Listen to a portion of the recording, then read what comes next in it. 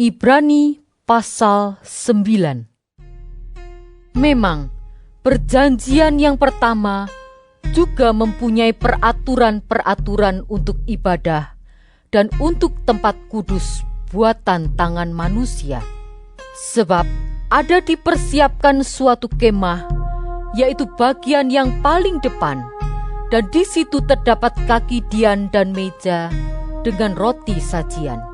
Bagian ini disebut tempat yang kudus. Di belakang tirai yang kedua, terdapat suatu kemah lagi yang disebut tempat yang maha kudus.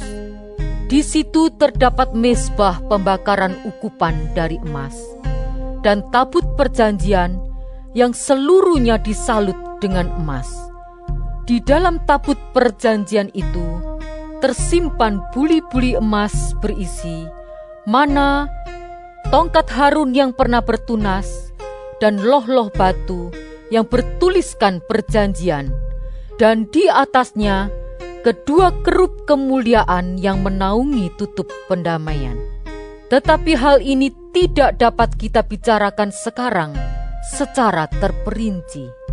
Demikianlah caranya tempat yang kudus itu diatur. Maka imam-imam senantiasa masuk ke dalam kemah yang paling depan itu untuk melakukan ibadah mereka. Tetapi ke dalam kemah yang kedua, hanya imam besar saja yang masuk sekali setahun, dan harus dengan darah yang ia persembahkan karena dirinya sendiri dan karena pelanggaran-pelanggaran yang dibuat oleh umatnya dengan tidak sadar. Dengan ini Roh Kudus menyatakan bahwa jalan ke tempat yang kudus itu belum terbuka selama kemah yang pertama itu masih ada. Itu adalah kiasan masa sekarang.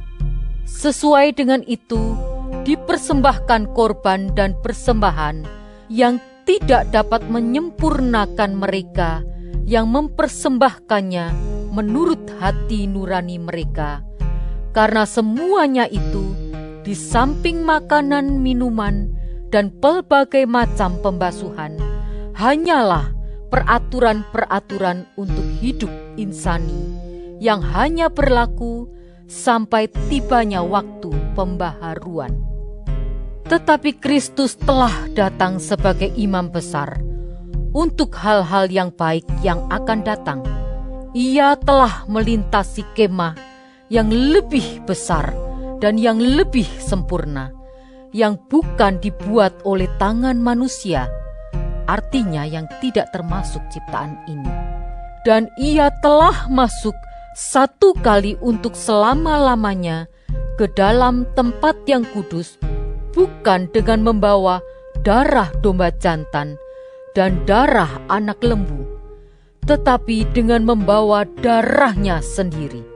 Dan dengan itu ia telah mendapat kelepasan yang kekal.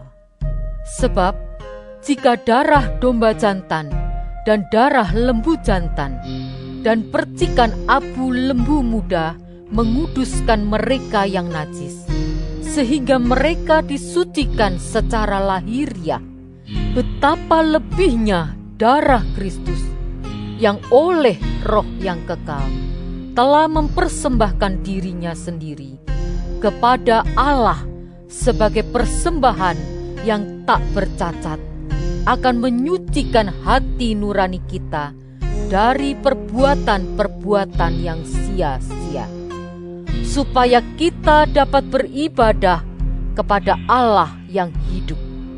Karena itu, ia adalah pengantara dari suatu perjanjian yang baru, supaya mereka yang telah terpanggil dapat menerima bagian kekal yang dijanjikan. Sebab ia telah mati untuk menebus pelanggaran-pelanggaran yang telah dilakukan selama perjanjian yang pertama. Sebab di mana ada wasiat, di situ harus diberitahukan tentang kematian pembuat wasiat itu. Karena suatu wasiat barulah sah kalau pembuat wasiat itu telah mati.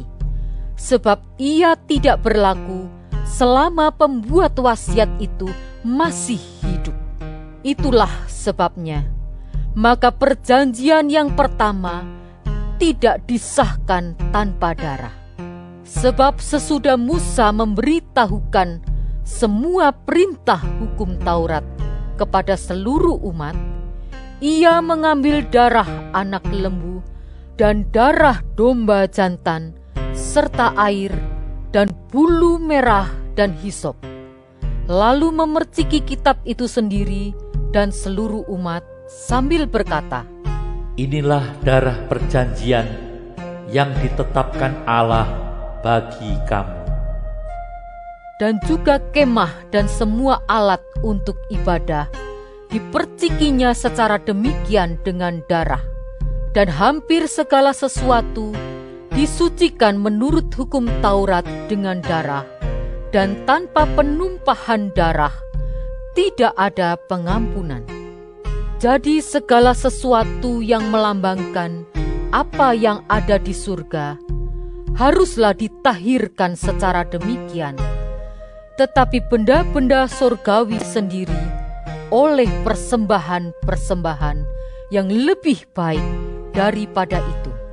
Sebab Kristus bukan masuk ke dalam tempat kudus buatan tangan manusia, yang hanya merupakan gambaran saja dari yang sebenarnya, tetapi ke dalam sorga sendiri untuk menghadap hadirat Allah guna kepentingan kita. Dan ia bukan masuk untuk berulang-ulang mempersembahkan dirinya sendiri, sebagaimana imam besar setiap tahun masuk ke dalam tempat kudus dengan darah yang bukan darahnya sendiri. Sebab jika demikian, ia harus berulang-ulang menderita sejak dunia ini dijadikan.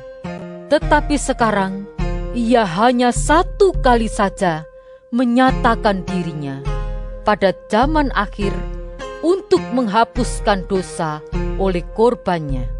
Dan sama seperti manusia ditetapkan untuk mati hanya satu kali saja, dan sesudah itu dihakimi, demikian pula Kristus hanya satu kali saja mengorbankan dirinya untuk menanggung dosa banyak orang.